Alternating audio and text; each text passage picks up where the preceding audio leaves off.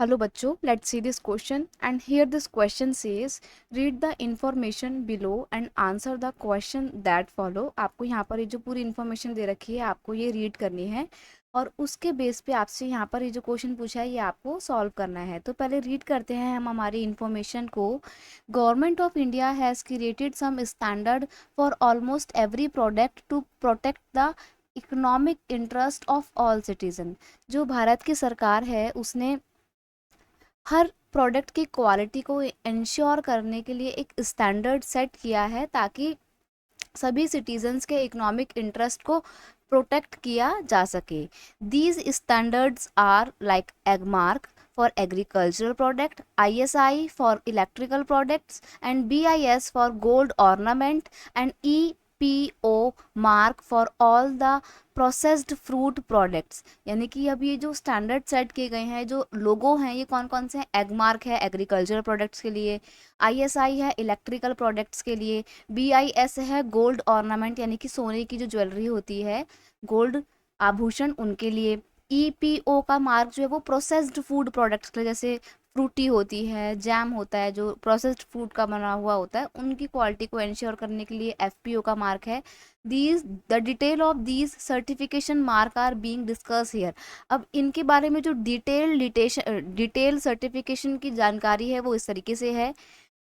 पहले हम बात करेंगे BIS मार्क हॉलमार्क की। BIS हॉलमार्क क्या है? इसको कौन इशू करता है? इसको इशू करता है ब्यूरो ऑफ इंडियन स्टैंडर्ड। ठीक है। अब ये किस प्रोडक्ट के लिए इशू किया जाता है? For the gold and silver jewellery. BIS का हॉलमार्क जो है वो गोल्ड और सिल्वर की ज्वेलरी की क्वालिटी को इंश्योर करता है। नेक्स्ट है applicable since it is applicable for the gold since April 2000 and for silver since 2005। यानी कि गोल्ड की ज्वेलरी की क्वालिटी को इंश्योर करने के लिए 2000 से BIS हॉलमार्क का इस्तेमाल होता है और सिल्वर के लिए 2005 से इसको यूज किया जाने लगा है। नेक्स्ट है आपका standard egg mark. Egg mark को कौन इशू करता है? It is issue by the directorate of marketing and inspection of government of India. ठीक है। ये किस प्रोडक्ट के लिए यूज़ किया जाता है? एग्रीकल्चरल प्रोडक्ट्स जो भी होते हैं उन पर एग मार्क को प्लॉट किया जाता है। एप्लीकेबल है ये 1937 से, हालांकि इसको 1986 में कोपरा के टाइम पे अमेंड भी किया गया था। जब कोपरा को लागू किया गया था, इनेक्ट किया गया था, उसी टाइम पे एग मार्क को जो है अमेंडमेंट भी किया गया था एग मार्क में। नेक्स्ट है ISI मार्क। इसको कौन इशू करता है? इसको इशू करता है ब्यूरो ऑफ इंडिया स्टैंडर्ड। देखो, bureau of India standard BIS hallmark को भी इशू करता है और ISI मार्क को भी इशू करता है। ये किस प्रोडक्ट में लगा होता है? ये इंडस्ट्रियल प्रोडक्ट्स जो होते हैं, जो इलेक्ट्रिकल प्रोडक्ट्स होते हैं, उसमें ISI मार्क लगा होता है और ये 1955 से इफेक्ट में है। FPO मार्क की बात करें तो इसको कौन लागू करता, मतलब कौन इशू करता है? इसको जारी करा जाता है मिनिस्ट्री ऑफ फूड प्रोसेसिंग के द्वारा। ये कौन से प्रोडक्ट्स में होता है इसका प्लॉट, इसका मार्क? ये होता है प्रोसेस्ड फ्रूट प्रोडक्ट्स पे और ये अफेक्टिव है 1955 से। जब से ISI मार्क अफेक्ट में आया था तभी से आपका FPO मार्क भी अफेक्ट में आया था। नेक्स्ट है आपका eco mark for eco mark. Eco mark और इको मार्क क्या है? इसको कौन इशू करता है? इसको इशू करा जाता है ब्यूरो ऑफ इंडियन स्टैंडर्ड। सबको BIS ही लगता है इशू करता है। ठीक है। ISI को भी और BIS हॉलमार्क को भी, और इको मार्क या इको मार्क, जो इको मार्क है उसको भी BIS ही इशू करता है। ये इको फ्रेंडली जो भी प्रोडक्ट्स होते हैं उन पर इसको प्लॉट किया जाता है और ये 1991 से अफेक्ट में आया है।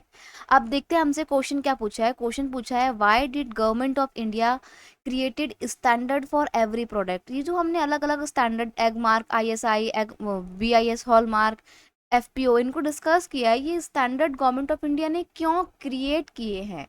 ऑप्शन है to protect the personal interest of citizen, ताकि सिटीजन्स के पर्सनल इंटरेस्ट को प्रोटेक्ट किया जा सके, या फिर to protect the economic interest of retailers, जो रिटेलर्स हैं उनके इकोनॉमिक इंटरेस्ट को प्रोटेक्ट किया जा सके, या सिटीजन्स के सोशल इंटरेस्ट को प्रोटेक्ट किया जा सके, या फिर safe guard economic interest of the citizen.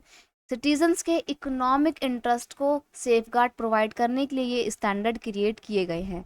तो देखिए यहाँ पर हमने पढ़ा था ना कि government has created some standard for almost every product to protect the economic interest of all citizen, सभी सिटीजन्स के इकोनॉमिक इंटरेस्ट को प्रोटेक्ट करने के लिए गवर्नमेंट ने ये स्टैंडर्ड फिक्स किए थे। तो यहाँ पर हमारा ऑप्शन डी बिल्कुल सही है, to safeguard the economic interest of citizen. Option D is your final answer. I hope you understood it well. Best of luck.